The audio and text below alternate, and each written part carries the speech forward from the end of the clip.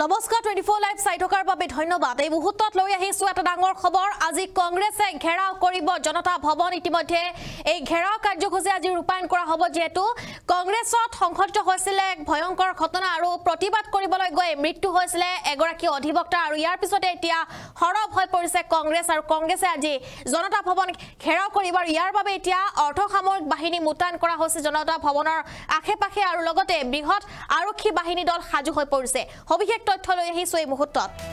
আৰু কংগ্ৰেছে আজি জনতা ভৱন ঘেৰাও কৰিব। মৃদুল ইছলামৰ মৃত্যুৰ পিছতে আজি প্ৰদেশ কংগ্ৰেছে ঘেৰাও কৰিব জনতা ভৱন। মানৱেন্দ্ৰ শৰ্মা কমপ্লেক্স আৰু ৰাজীৱ ভৱনৰ পৰা কংগ্ৰেছে উলিয়াব এই প্ৰতিবাদী সমদল, যাৰ বাবে এতিয়া সাজু হৈছে সকলো আৰক্ষী প্ৰশাসন। দিনৰ 11 বজাত যেহেতু আৰম্ভ হৈছে কংগ্ৰেছৰ প্ৰতিবাদী কাৰ্যসূচী, আৰু এই প্ৰতিবাদী কাৰ্যসূচী 11 বজাৰ পৰা আৰম্ভ হোৱাৰ কথা আছিলে। প্ৰদেশ কংগ্ৰেছৰ সভাপতি ভূপেন বৰাৰ নেতৃত্বত হ'ব প্ৰতিবাদী কাৰ্যসূচী। কংগ্ৰেছৰ প্ৰতিবাদী কাৰ্যসূচীক লৈ সষ্টম হৈ পৰিছে আৰক্ষী আৰু প্ৰশাসন। আৰক্ষী প্ৰশাসন এই যি ব্যৱস্থা, সেই ব্যৱস্থাৰ বাবে এতিয়া সষ্টম হৈ পৰিছে। মোতায়েন কৰা হৈছে আৰক্ষী, নিৰাপত্তা আৰক্ষীৰ লগতে অতিৰিক্ত বাহিনীসমূহ। আমি জনাই আছো এই মুহূৰ্তৰ এটা ডাঙৰ খবৰ, আৰু আজি কংগ্ৰেছে জনতা ভৱন ঘেৰাও কৰিব। ইয়াৰ বাবে এতিয়া সাজু হৈ পৰিছে আৰক্ষী প্ৰশাসন, মোতায়েন কৰা হৈছে বৃহৎ আৰক্ষীৰ দল। কিছু দৃশ্য আমি এই মুহূৰ্তত দেখুৱাই আছো দৰ্শকসকলক। এয়া জনতা ভৱনৰ বাহিৰৰ দৃশ্য, আৰক্ষী মোতায়েন কৰা হৈছে এনেদৰে। আৰক্ষী প্ৰশাসন এনেদৰে এতিয়া মোতায়েন কৰা হৈছে, কিয়নো কোনো যাতে অপ্ৰীতিকৰ ঘটনাৰ সৃষ্টি নহয়, আৰু যি ঘটনা পূৰ্বতে সংঘটিত হৈ গৈছে, এগৰাকী কংগ্ৰেছৰ অধিবক্তাৰ মৃত্যু হৈছে, আৰু ইয়াৰ পিছতে যাতে পুনৰ এই ঘটনা পুনৰাবৃত্তি যাতে নহয়, তাৰ বাবে এনেদৰে এবাৰ সকলোৱে যেটো প্ৰচেষ্টা চলাইছে এই প্ৰতিবাদ ৰোধৰ বাবে। এতিয়া সকলো আৰক্ষী প্ৰশাসনে প্ৰচেষ্টাত নামি পৰিছে, যিহেতু কিছু সময় পিছতে আৰম্ভ হ'ব পাৰে এই প্ৰতিবাদী কাৰ্যসূচী।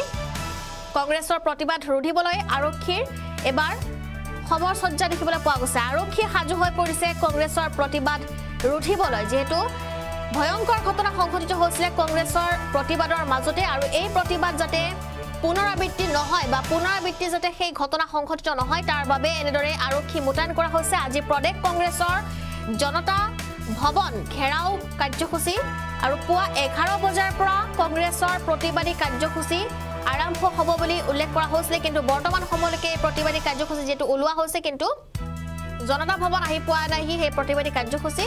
আৰু মানৱেন্দ্ৰ শৰ্মা কমপ্লেক্সৰ পৰা কংগ্ৰেছে উলিয়াব প্ৰতিবাদী সমদল, আৰু প্ৰদেশ কংগ্ৰেছে আজি ঘেৰাও কৰিব জনতা ভৱন।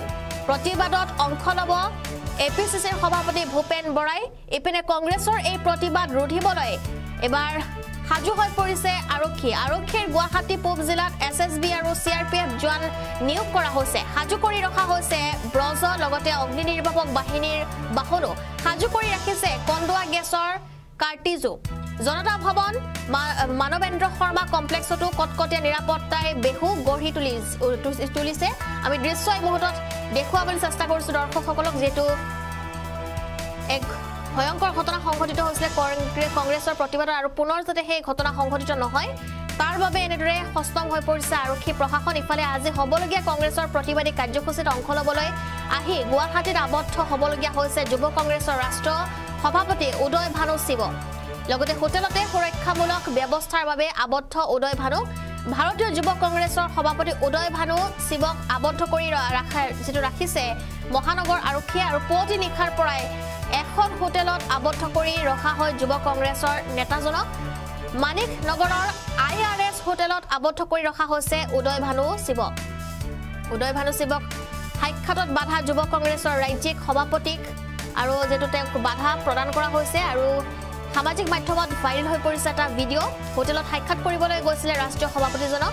উদয় ভানু শিৱক সাক্ষাতত আৰক্ষীয়ে বাধা দিয়ে জুবেৰ আনমক। আৰু উল্লেখযোগ্য যে বুধবাৰে কংগ্ৰেছৰ প্ৰতিবাদত অংশগ্ৰহণ কৰিবলৈ আহি প্ৰাণ হেৰুৱাইছিলে মৃদুল ইছলাম নামৰ এজন লোকে। প্ৰতিবাদকাৰী আৰু আৰক্ষীৰ হতাহতিত আঘাতপ্ৰাপ্ত হৈছিল, লগতে কন্দুৱা গেছ নিক্ষেপ কৰা হৈছিলে, আৰু সেই সময়তে GMCHত মৃত্যু সাৱটি ল'ব লগা হৈছিলে মৃদুল ইছলামে। মৃদুল ইছলাম আছিলে কংগ্ৰেছৰ আইনী কোষৰ অধিবক্তা, আৰু এই ঘটনা যাতে পুনৰাবৃত্তি নহওক তাৰ বাবে এতিয়া প্ৰশাসন সষ্টম হৈ পৰিছে, যাতে ভয়ংকৰ প্ৰতিবাদ নহওক তাৰ বাবে এতিয়া সষ্টম হৈ পৰিছে আৰক্ষী প্ৰশাসন।